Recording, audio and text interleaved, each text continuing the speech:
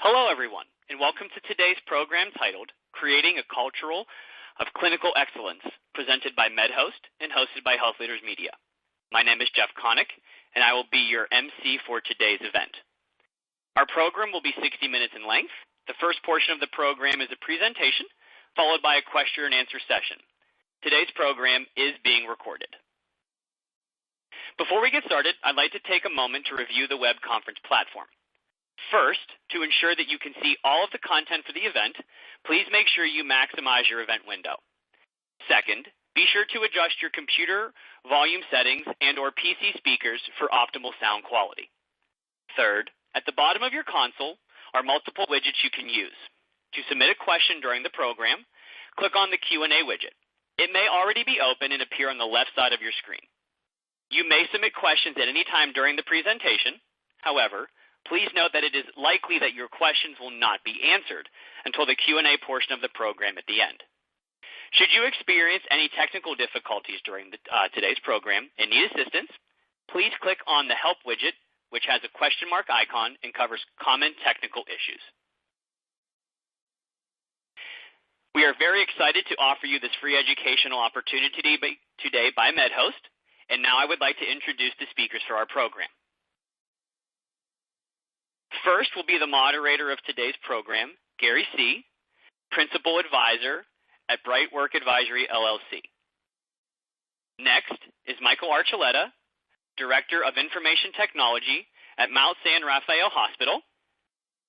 Third is Sandra Sanders, Vice President of Technical Information Technology at Vibra Healthcare, LLC. And last but certainly not least is Pam Nolan, Director of Nursing and Level 4 Trauma Coordinator at North Cochise Community Hospital. Finally, before we get started, note that the on-demand version of our program will be available approximately 1 day after the completion of today's event and can be accessed using the same login link that you used for today's live program. Also, a copy of today's presentation is available in the Resources List widget, which is located in the lower left of your screen. We've also provided an overview of MedHost for you. With that, I would like to pass the program over to Gary.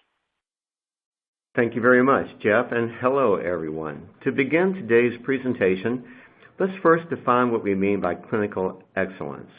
Service excellence is the ability of the clinician to consistently meet and mission expectations. Clinical excellence must be the number one priority for any healthcare system. At the heart of the pursuit of clinical excellence lies culture. Cultural vision usually comes from executive or senior management, but the fact is that culture can be driven at all levels of the organization. A focus on clinical excellence without regard to cost can be counterproductive and have devastating effect on the hospital. Quality does not come free, but it also cannot be sustained without some measure of financial discipline. Culture is about values that guide every action taken, every decision made, every dollar spent, not just your mission statement. If your facility struggles with inconsistency in this area and has simply grown to accept it, it is time to move forward, as only facilities with strong clinical culture will survive in this extremely competitive and consumer-centric healthcare environment. Let's hear some personal experiences from our healthcare leaders in our panel today and how they approach the issues at their facilities related to building a culture of clinical excellence.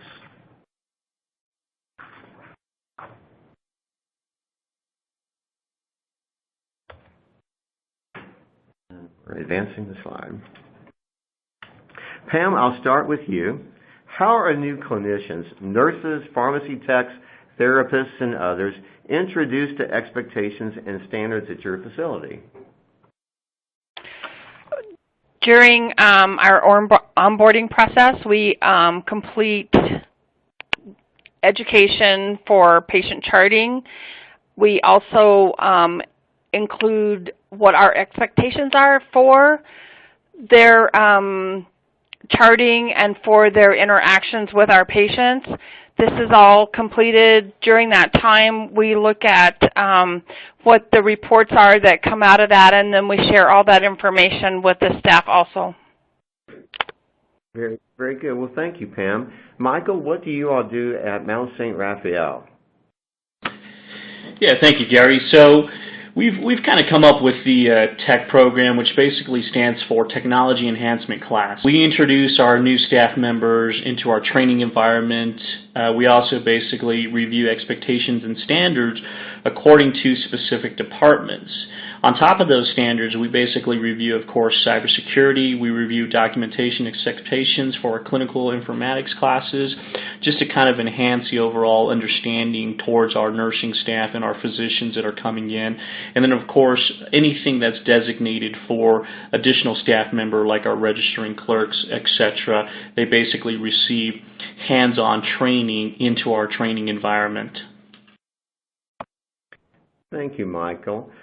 Sandra, your fellow panelists both work at individual facilities and their programs are designed at that level, but your role at Vibra as a corporate vice president is a little different, and you all are running a system. How do you all approach clinical staff orientation when they join Vibra? Well, from a corporate level, Vibra uses standardized policies and procedures and documentation across all of our hospitals. So since everything is standardized, we do leave our introduction of the clinicians into the system at the hospital level. So as previously stated, we do start with orientation. We also have a Vibra University online education system, which consists of videos such as policies and procedures and HIPAA, and there are tests after each video that they must pass. We also train them on the specific MedHost system, the specific areas. We use a MedHost training library, which mimics our production environment. New employees are trained on various applications. They are assigned patients with different scenarios in the system as a part of the competency examination.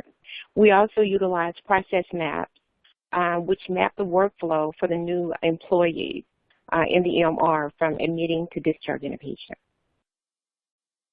Well, thank you very much, Sandra. Now, with all the rigor that you just described, and I know another panelist, I think, mentioned feedback as well, how are you using metrics, at Vibra to assure that standards of performance are maintained and adopted consistently by your team? Well, we have inserted key metric indicators inside of our documentation. And our quality team works really closely with our business intelligence team. And they identify those metrics inside of the clinical documentation, and then dashboard reports are created. Our quality team reviews these dashboard reports, and they also perform routine chart audits. Our quality team members also have created scorecards that are used by our CCOs at each of our hospitals. A benchmark is set for each of the metrics, and monthly, each CCO records whether they are above or below the benchmark. They make their recommendations, and they make their actions. And from a corporate standpoint, we meet with them quarterly to analyze where they are in line with their other hospitals, and where they need to be. We evaluate their actions, and we make additional recommendations to make sure that they stay on target. Those quality reports are looking at things such as patient wait times, nurses' performance, patient risk, delinquency, and our overall objective is to improve patient outcomes as well as the overall patient experience. Great, thank you. Pam, as a trauma nurse, I know that you're all about clinical data and metrics. What are you all doing at your facility to use metrics to assure that everyone's getting the message and are consistently performing at the standards that your facility expects? There are several reports that we run that are evaluated. We share those reports with the staff as we trend the outcomes from those reports and then do an evaluation in the quality committee. Chart audits are also completed by the frontline staff, not only by administration, but we do use the frontline staff. Sometimes when you use frontline staff, it helps them see exactly what you're referring to when you're looking at charting and consistency in charting. Then we take those results to the Electronic Health Record Committee and do an evaluation. Sometimes we need to adjust charting and make things a little bit easier for the staff. Very good. Thank you. Michael, as the IT guy, I know that you're comfortable with getting data out of tools. Could you share with us how you all do that to enable management to assure sound execution? No, absolutely, Gary. So the thing is, really a company is only as good as the talent behind it. And I think in order to really gain some of that specific items, you really need to start looking at the actual data that's currently in place. I mean, we really focus a lot, too, on the clinical quality measures within our system. It is also presented to a quality team, then going over to our EMR committee just to basically do some enhancements and some adjustments on the actual documentation process.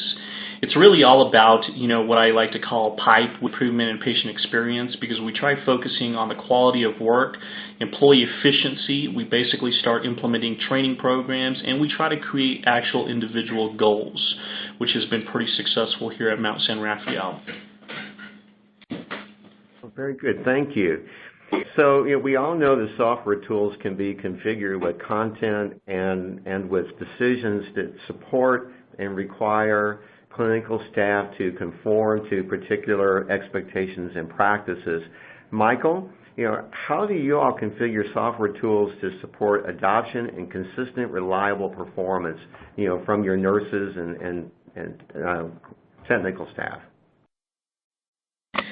This is the thing, Gary, really focusing a lot on business intelligence, it really gets insight into the overall consumer behavior.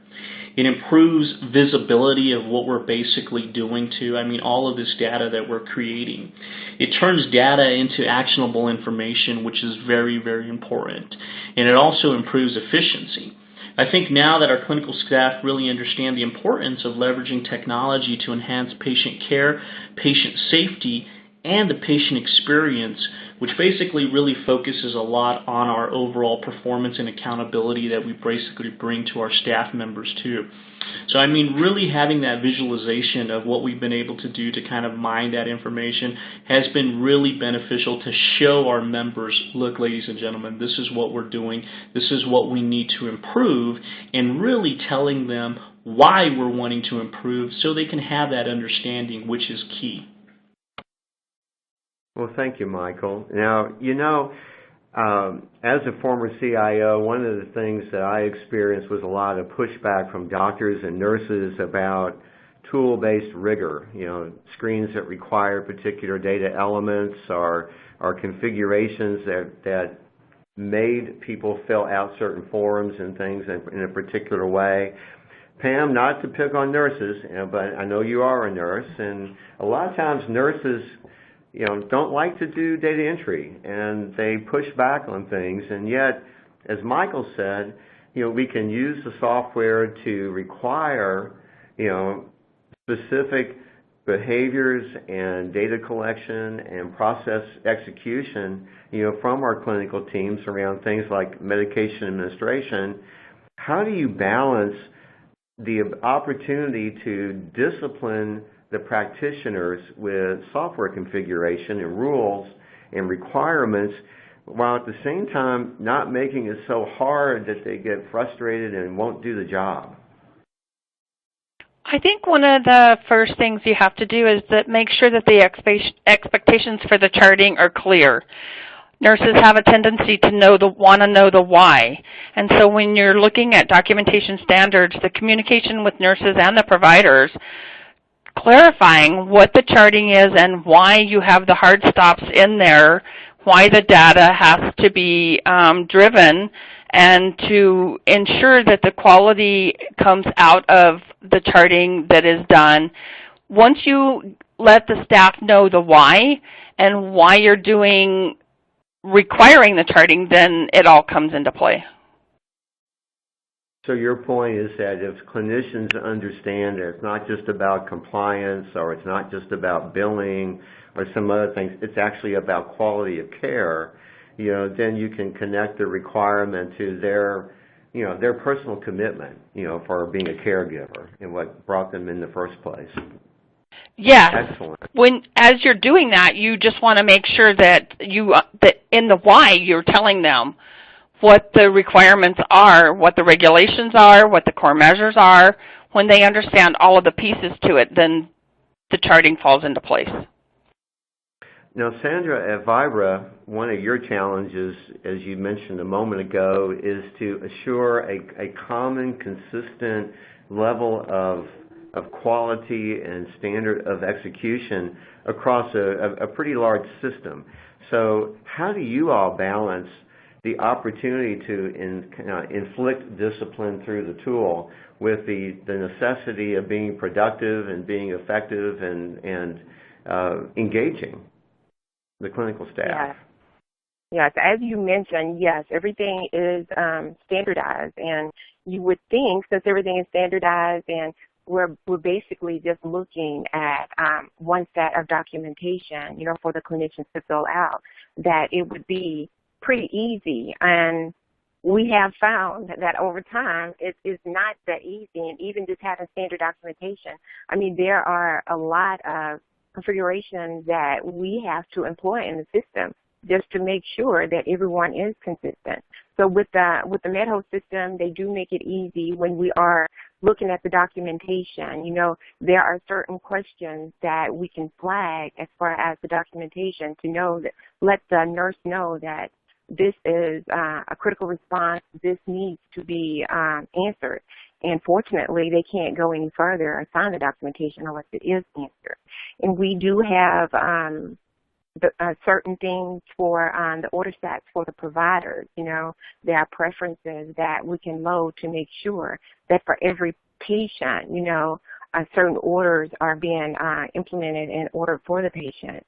So as a part of all of this, we work really closely with our CCOs at all of our hospitals, and they help us come up with our standards, and they also ensure that everything is implemented. They make sure that the nurses or clinicians are compliant with the documentation and with the core measures. And, we mentioned earlier that we have the business intelligence tool, and that really helps us as well. By having the clinical leaders to look at the dashboard reports, it's really making it easy for them to see that everything is consistently being documented in every area. If we're looking for certain orders that must be placed on a patient every time they're admitted, if we're looking for orders that must be reordered in 24 hours, film scoring, what have you, if we're looking for that documentation, we can get that out of the system using our BI tool. And we just make sure that every clinician is doing what they're supposed to do every time for every patient. Now, from a corporate level, we have performance reports that we can run as well. And all the clinical leaders have scorecards with objectives that they must meet in their respective departments. And looking at this BI tool from a corporate level, we're able to look at the patient across the continuum of care, and we can see where they were, where they are. We can identify and manage patient risk, and we can work to help prevent readmissions. So working with configuring the MedHost system and the BI tool, it definitely gets us where we need to be. Well, thank you very much, Sandra. Now, we all know that clinical excellence isn't static. There's all kinds of forces that are changing the standard constantly. Medical technology improvements, regulatory changes, insurance, payer provisions, and pay for performance, and ACOs, and all that alphabet soup that we are all attempting and working to manage every day. So let me ask the panel then. Clinical excellence is going to require continuous improvement and change. So So how does your organization evolve clinical processes and practices over time? Michael, I think you shared with us that you have a multidisciplinary team approach at your facility. Could you share that with us? Yeah, absolutely, Gary. So, the thing is change is such a huge thing, especially in the new age of digital healthcare. I mean, we kind of ask ourselves, why are we doing a lot of these improvements? Why are we enhancing technology so much? And I mean, if we could really have that main focus of communication and have our staff members really understand why we're doing this, I mean, that's really a key leverage there. We've really focused a lot on an EMR committee. So this EMR committee does really focus on different disciplinary titles within the actual committee itself. So we try to add in our patient care unit director, senior leadership, physicians, nursing staff, IT. I mean, it's a mixed culture of individuals that really come together to kind of focus on the success of leveraging technology to really enhance patient care and the patient experience. Because you really need that senior leadership, that clinical staff member approach, and the IT approach too, because we all need to kind of come together to kind of form who is accountable for what. This is our plan, this is our goal. We have a current strategy in place. We know exactly where we're wanting to go in the future. And we bring in all the accountability and all the actions towards each staff member too. And this committee allows, everyone to really stay accountable with the expectations and standards we have here at Mount San Rafael. Which honestly, I think with the accountability, and we throw the accountability, we bring in that communication so our clinical staff members really understand the reasonings why we're doing this. We've honestly seen an increase of performance and efficiency, and everyone finally taking full accountability for specific actions in order for our organization to be successful. And that is definitely one key element that we've been doing here at Mount San Rafael. Thank you, Michael. Pam, in your role as the director of nursing there, how does your team keep up with all the forces that are impacting the facility every day to change your definition of clinical excellence, and how do you translate that into changes in process, practice, tool configurations, and so forth at your hospital? Well, as Michael stated earlier, we also have an electronic medical record committee that is consistent of multidisciplinary teams, and they constantly are looking at the outcomes that come from the charting, the reports that come out of the system to allow us to look at medication administrations. One of the things that I like to use is the medication tool for scanning and the reports that come out of the scanning of the medications, and where are my nurses at with their scanning rates. As we know, medication errors are a high risk, and so it allows the nurses to actually see where they're at with their medication scanning, and it also, by using examples, allows them to see where they can make an error if they're not scanning appropriately. So we are constantly enhancing those items and communicating all of those results to the staff and the clinicians.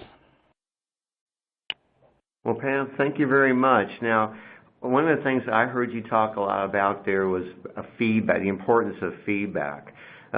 Sandra, what do you all do at Vibra to maintain your culture and practice of clinical excellence? And I would bet that you guys rely on feedback a lot to assure that change as it's developed at the corporate level and then perhaps accepted locally. How do you all handle that challenge of having a corporate organization and then trying to get that spread around?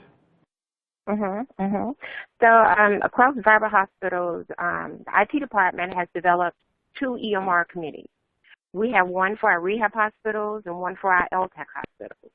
And it's very important to Vibra that every hospital participates in improving the EMR.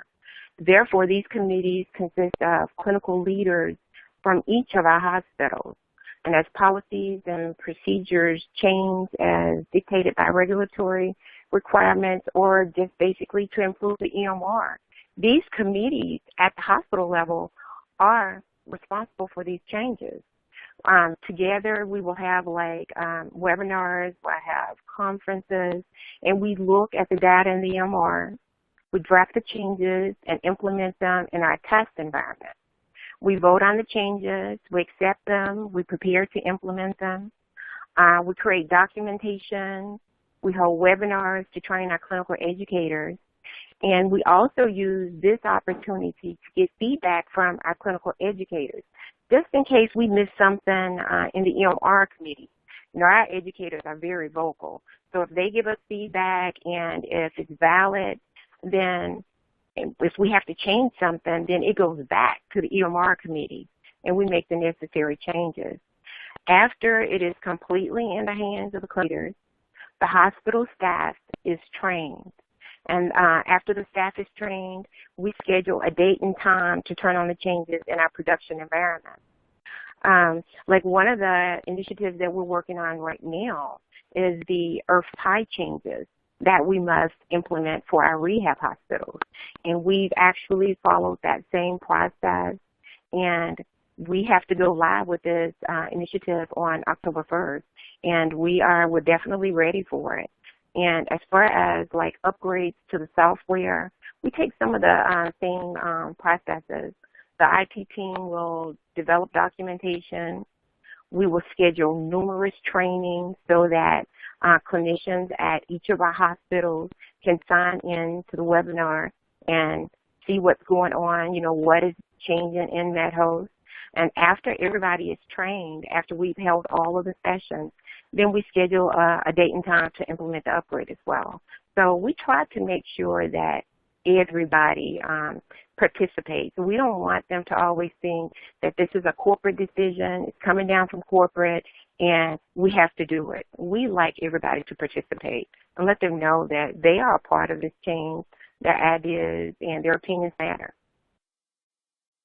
So Sandra, what I heard you say is that you kind of have a two-tier model, and at the corporate level, perhaps you're surveilling all the kinds of things that are changing in the environment, regulatory challenges, payer challenges, changes in clinical practice and so forth, looking for things that will impact your current operating practice and consuming that, and then engaging the local management team and the local delivery staff, the training staff, with some interactive kind of feedback between what you're seeing and what they're doing, and it's a very collaborative dialogue.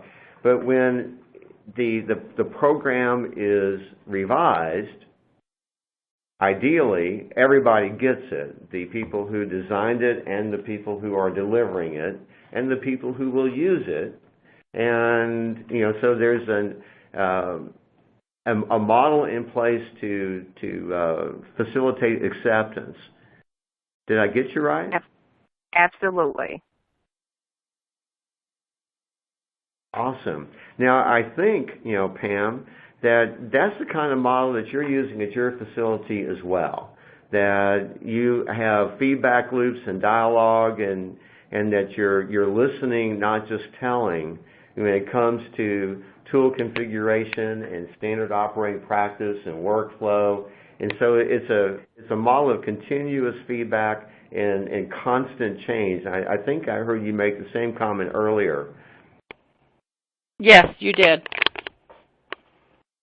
And so how do you all listen, you know, at your facility to the nurses and the therapists and the clinical staff and the doctors, of course? The doctors always have a voice.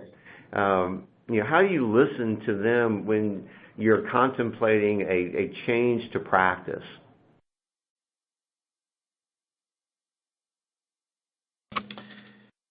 This is Mike Archuleta. So I really think the just kind of listening really comes with a lot of rounding.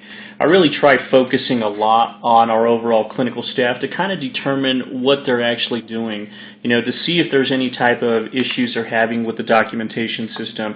Why are they having problems? Why is nursing staff, struggling with medication administration? I mean, if you can really be there, visually see that, and really come up with good solutions in improving the efficiency, I mean, that is such a key element there. And I really think, too, sometimes we kind of stop and we forget that, let's get out of our desk. Let's start focusing on the overall staff members here in this organization. Kind of determine what they're doing. Really get in the dirt with them, too, to see what their actual workflow is. Because if you can learn from their workflow, you can improve their workflow to create efficiency for them, and that's really key. Well, thank you very much, Michael. So, to wrap up this portion of the presentation, I'd like to summarize some of the things that I heard the panelists share. I started off talking about clinical excellence and culture, and I mentioned financial sustainability as a key element.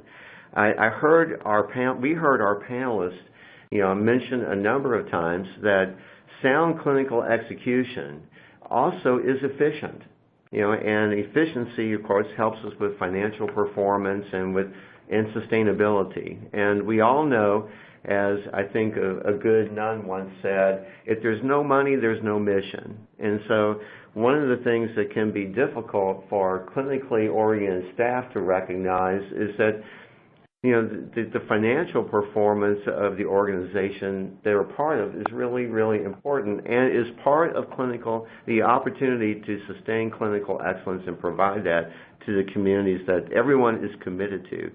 So what I heard then is that clinical excellence starts with expectations, a clearly articulated, leader-driven model that says from the moment a new person joins the team, this is who we are, this is what you join, this is what our expectations are, this is what we're about, and this is how we do it.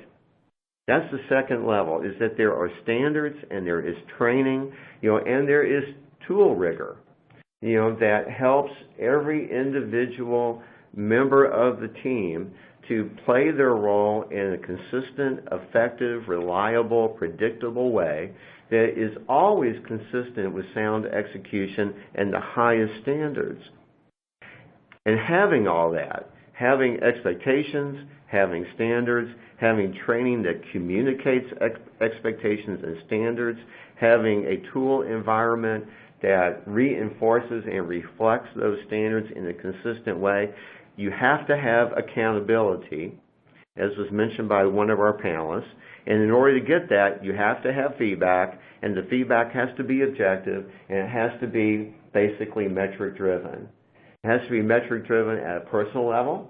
I am performing in a consistent manner as a reliable member of the team, and in an aggregate manner, as was also shared by our panelists, that people need to know they're winning. They need to know that compliance with medication administration tools and criteria really does significantly reduce medication risk, in a meaningful way.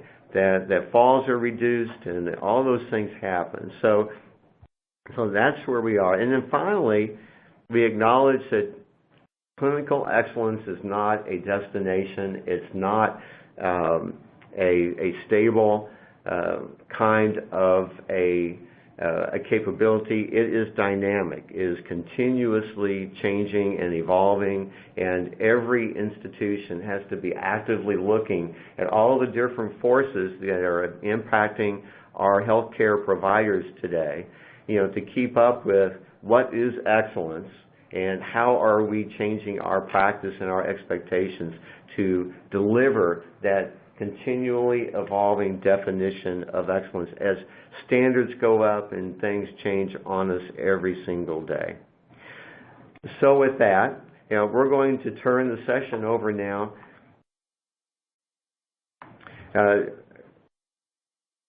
So Jeff, we're going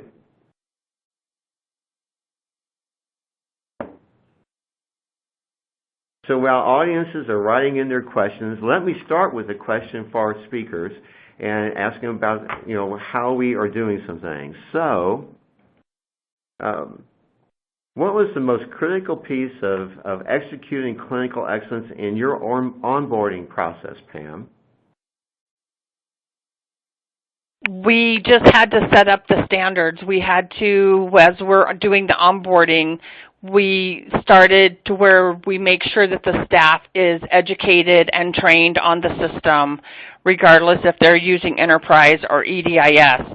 They have to have clear expectations. They have to know and sign off on competencies within the charting. Then they have to know why there are the hard stops in there and where the hard stops affect patient care, and doing the charting for that. Michael, you talked about your quality committee. Could you share with us a little bit about what you did and what your leadership did to set the quality committee up in your organization at the beginning? What kind of steps and tips would you provide to our audience on how to drive success with this crucial role? Absolutely. So the key there is really bringing in an overall, different group of individuals to be a part of that committee. A physician, senior leadership, clinical staff member, IT, really coming in with the overall perspective of kind of trying to gather up that specific culture into one. And really understanding their specific roles is key. So I think once we understand our actual roles, we bring accountability and we bring execution of what we're trying to do strategically with our actual committee. It's been very successful of what we've been able to accomplish moving forward, and everything we've basically met with our clinical quality measures and everything in place is because everyone had the understanding of what they were basically doing and how we were going to execute those specific rules and roles according to this committee. Well, thank you, Michael. I'd like to invite the panel to discuss how you encourage interdisciplinary problem solving, by facilitating, the nurse-physician communication dynamic.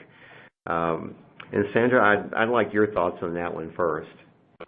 Okay. So at each of our hospitals, we have interdisciplinary team conference meetings, which consists of the patient's care team members.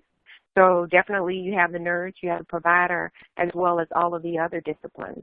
And during this particular meeting, for each of the patients, we discuss their care, the problems, we assess what's going on, we determine goals for them, and everything that is discussed is documented on an interdisciplinary team conference form that is actually created in the EMR. And we meet every week to discuss all patients, and it's really great because each of the care team members actually get to hear from every discipline where the patient is and what the goals are. And with the documentation, we're able to make some of that information feed forward that is pertinent, and it's a collaborative effort, and every one of the patient's care team members are part of it.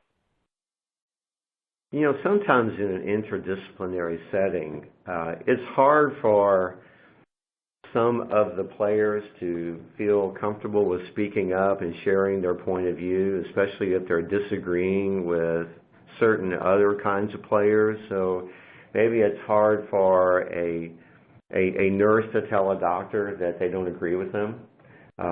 It's probably less difficult for a doctor to tell a nurse that, I would suspect. Although I have met some pretty tough nurses, Pam, so don't jump on me there. And of course, a lot of times doctors have a hard time maybe disagreeing with colleagues.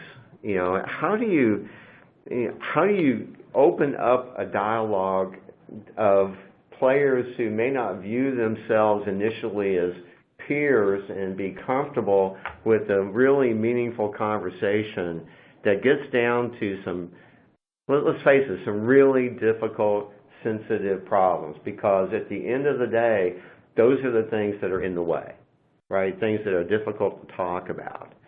Pam, how do you all handle that sort of fire starting, in your interdisciplinary session? Do you have some ground rules or something you kind of start off? Do you have a pledge you all say? We solemnly swear and affirm or what? One of the things that you have to remember is that during the meetings and when you're having the committee meetings and the quality meetings is that it's all there for performance improvement, and what you're doing is improving on patient care. So with the understanding that as you're improving on patient care, there's going to be uncomfortable situations and there's going to be things pointed out. But if you have the data to drive the things that you're looking at and that prove the things that you're wanting to correct, then it's kind of a black and white. Then you need to look at why you're not doing them and how are you going to get them corrected. And that's not just nursing staff. It's not direct line staff. It comes from management. It comes from the providers. It comes from the hospitalist. We do bedside rounding every morning with our hospitalist, and it includes an interdisciplinary team. And even though we're a critical access hospital, we still have, during those roundings, the charge nurse is present, the nutrition manager is present, the case manager is present, and so is the infection control nurse. And then once a week, they do meet together and go over a conglomerate of all of the patients that have been discussed and where does things need to be improved on and what did we lack during the last week and how can we do it differently.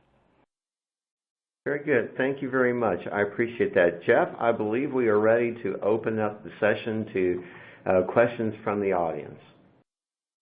All righty. Well, thank you everybody again for your time today, and to all of our speakers. I would like to remind our audience to submit a question.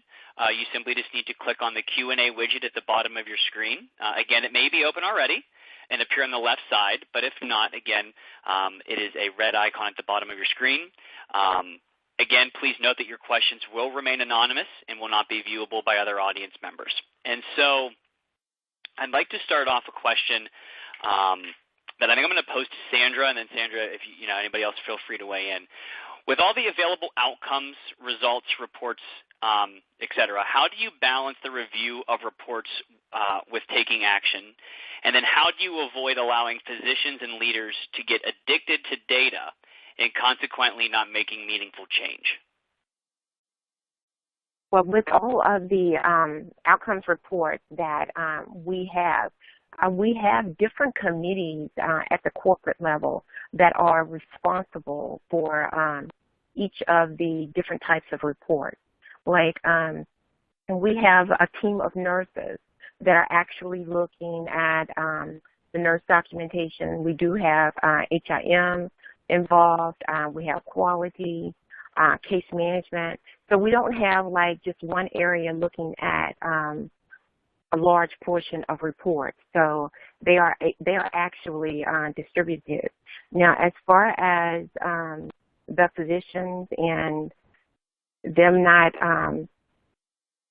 being so data oriented and get tired of that, we actually we have HIM work really closely with them, and they have a really good relationship, and they actually look at their data, and we have them to go up to the physicians directly, and anything that is missing, any type of delinquencies in their documentation, anything that is not signed. HIM gets all of that information as related to the physicians, and they work with them independently. And Michael or Pamela, do you guys have anything to add to that? I don't. I think just to reinforce what Sandra said was that the physicians and the nurses, the communication between the two of them has to be on the same level, and they each have to cooperate with each other's thought processes and ideas about how things can be done. So Jeff, this is Gary, and what I heard Sandra say is that she has committees and teams that are specifically responsible for consuming metrics and analyzing them, and there is a cyclical expectation not just of looking at data but of applying data right, Sandra, that results in change. And so there's a discipline that avoids a tendency perhaps to get engaged in sort of analysis paralysis, and to keep the organization moving forward in growing and learning. And that actually leads into another question from our audience. And again, Sandra, I'm going to pass this to you, but again, everybody feel free to weigh in. And that would be if you could discuss the types and importances of physician leaderships at your facility. Oh, wow. So that is very important for us because, as you guys know, doctors are very reluctant to change. And because of that, we have created a physician steering committee, and we meet with them monthly. And anything that we are proposing to change for the physicians, whether it is documentation, whether it's making them create or utilize a standardized order set, whatever it may be, we actually introduce it to this committee first. And we let the doctors on that committee give us feedback. If we have to, we'll take our test environment where it's controlled. We'll set up anything that we are proposing in that environment. We demo it to the physicians. We get their feedback, and we make sure that they are really on board with it, that they really accept it before we start rolling it out to anyone else. And then they are our biggest champions, our biggest champions. So they actually go out and they help us a lot. So anything that we're introducing, they're already on the floor telling the other providers, hey, this is coming down the pipe, this is going to be great, this is how we're going to do this. So it works really well. Pam, Michael, how do you guys respond to that one? Absolutely. So, on Sandra's point, you definitely need a physician champion in place. As I stated too, we've really focused on our overall EMR committee. We do have physicians that basically sit on the EMR committee. Any of the actual changes happening within our within the organization, technology-wise, basically happen there.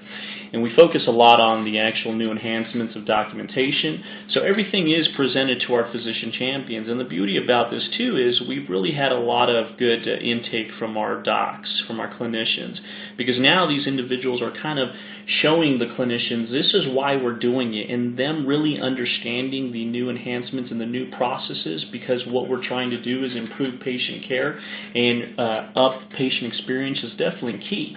And I mean, really having physicians to listen and really have the vision, the integrity, the empathy, and the optimism of what we're trying to do here has been really critical. So having a physician champion and physician leadership in any committee is key. Pam, what about yours? I agree with Michael and Sandra. The physician champion is very, very important. We recently had a physician that we were struggling with order entry, and my physician champion, my main hospitalist, went in and did a little bit of education. We did some further education with that provider, and it's all been turned around, which made a huge impact on charting and order entry. So when we were looking at the BI tool, and you can see that things are not at the level, the percentages that they're supposed to be, then you have something leveraged to go by. But having the physician champion on board and having their input as to the charting and what is important in the charting, then it does make the whole team flow better. I would just add to the comments of the panelists that sometimes there's a difference between the physician that is volunteering to be a IT advocate and thought leader, and the doctor on medical staff who actually has influence with their peers and colleagues. And I would just encourage our audience to consider, being careful that the volunteer is also the member of medical staff that commands the respect and has actual influence with their colleagues. Sometimes those are not aligned, and it might be it's pretty convenient to accept a willing volunteer, even if they are the one doc on medical staff that no one listens to very well, and which doesn't help. Jeff? That was a very, very involved answer. Thank you, everybody. Again, we still have about 10 minutes to get through our Q&A session, so please keep those questions coming in. We do have a couple in the queue, but we'll try to get to as many as possible. The next one, and I'm going to, again, pose this to the group because I think it'd be a good discussion here. We've had a couple of health systems, some are smaller, some are bigger, asking that they are trying to strive to maintain that culture of excellence, right? But they're having some factors and some issues in the way of that. So if you can maybe just take it back to where are some good places for folks to start to try to maintain that culture and kind of have a strong foundation to build going forward. Michael, we'll go ahead and start with you, and then we can go from there. Absolutely, thank you. So I really think you really need to start with senior leadership. You really need to get the actual buy-in from senior leadership to start developing what you want to do moving forward. I think with support from senior leadership and really trying to create this new culture of excellence is really key. And I know we are a small 25-bed critical access hospital too. And sometimes, the financial constraints of any organizations has been really hard, especially in rural America. But it's been very successful with that good communication with our senior leadership and trying to develop the overall process of improvement and adding in different cultures within the actual environment. And when I say different cultures, trying to get a physician champion, trying to get, a nursing champion in place, really trying to get all the talents together to kind of come in and create one of the best processes that you basically can for the organization. And, basically start doing some weekly meetings too to really enhance more, active individuals to really understand the importance of why we're here. Honestly too, ladies and gentlemen, we are a small organization, and if we can do it, honestly, there's a lot of organizations that can do it as well.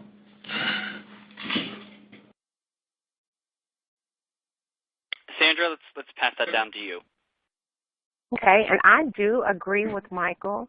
In order to implement anything successfully, the acceptance must start at the top. And as I mentioned earlier, we include our CCOs in just about anything that we do. So we do meet with them monthly, and this is, it consists of a CCO from all of our hospitals. And when we are trying to implement or introduce something, we make sure that we have all of them on the same line.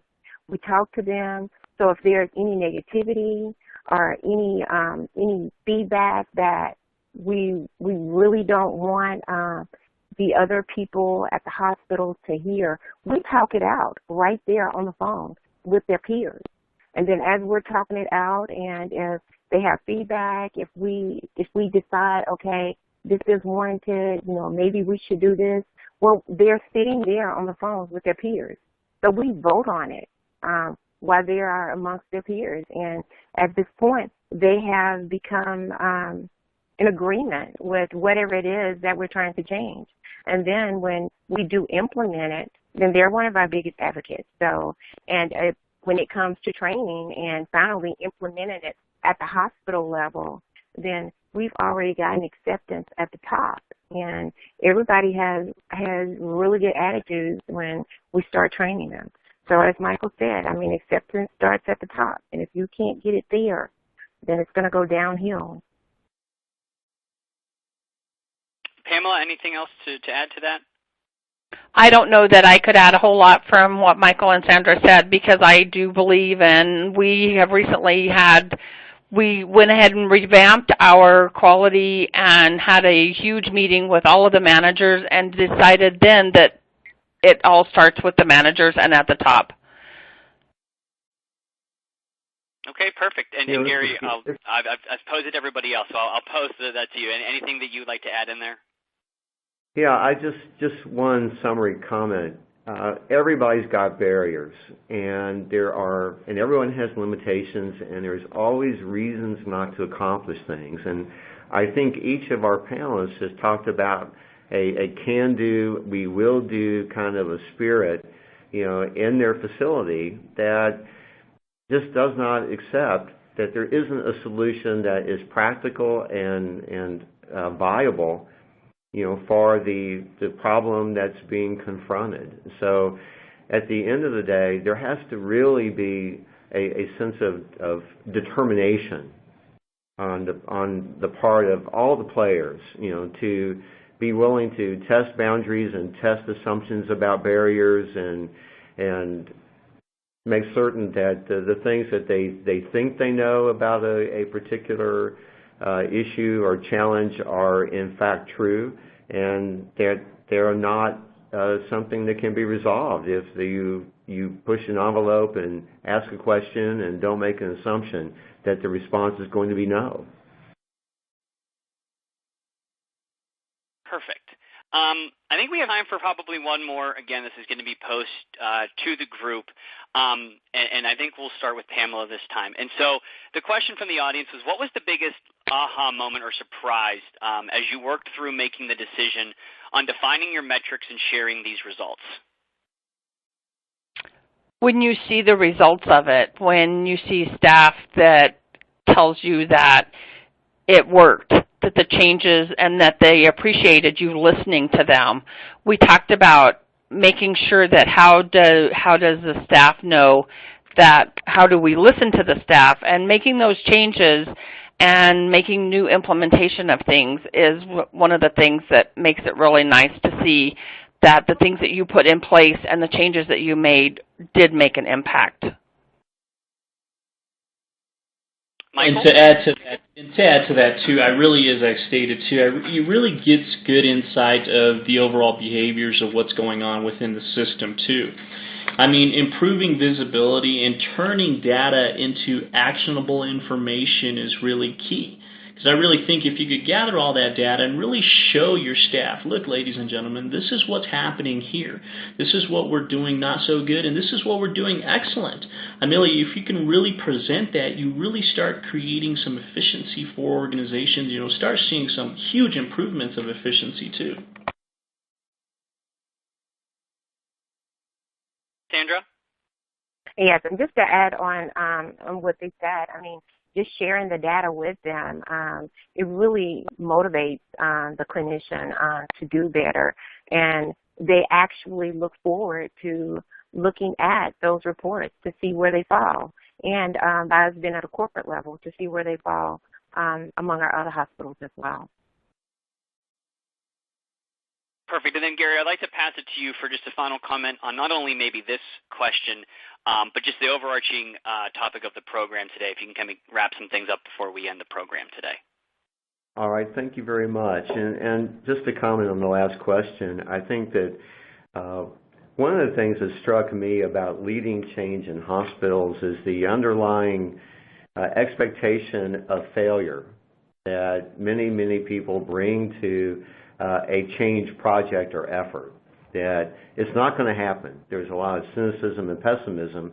And then the aha moment, the thing that is amazing is what happens with those same people when you present data, at the end of an effort or during an effort, actually, and they recognize and they express amazement and surprise that, oh my gosh, this is actually working. It's actually alive. It's actually, supporting me. It's actually, not a problem. It's actually stable. It's actually helpful. I actually can master this and do this process or this change that deep down I really didn't think I could do or that we could do.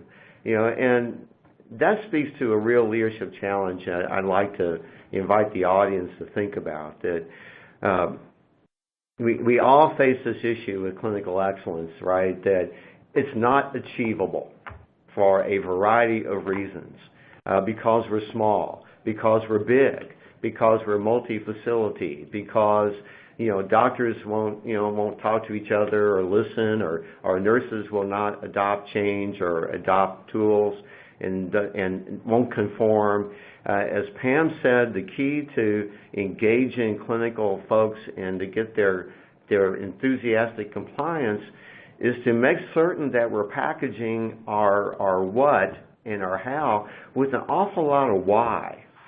And the why isn't just to be, compliant with some rule or regulation, with the 2 midnight rule or with some other thing, or to achieve a particular milestone, although those are important.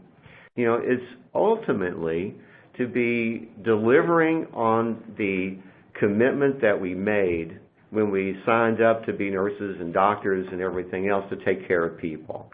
So with that, Jeff, I think we're wrapping up. All right, everybody. Well, unfortunately, that is all the time we have for questions today. At this time, I would like to thank our speakers again and Gary for moderating such a wonderful panel discussion and for sharing your knowledge on the topic. And to our listeners, we can't really do this without you, so thank you all for putting aside so much of your valuable time to watch our program today. We hope you found it very informative. We would like to mention that for further information and resources on this topic, please feel free to contact marketing@medhost.com. Again, that's marketing@medhost.com. We look forward to providing you with other helpful programs in the future. In closing, we want you to know that your feedback is very important to us. At the conclusion of the program, a link information will appear in the slide window. It can also be found in the program evaluation widget at the bottom of your screen. We would greatly appreciate your thoughts on our program today. Ladies and gentlemen, this concludes our program. Thank you again for joining us, and have a wonderful rest of your day.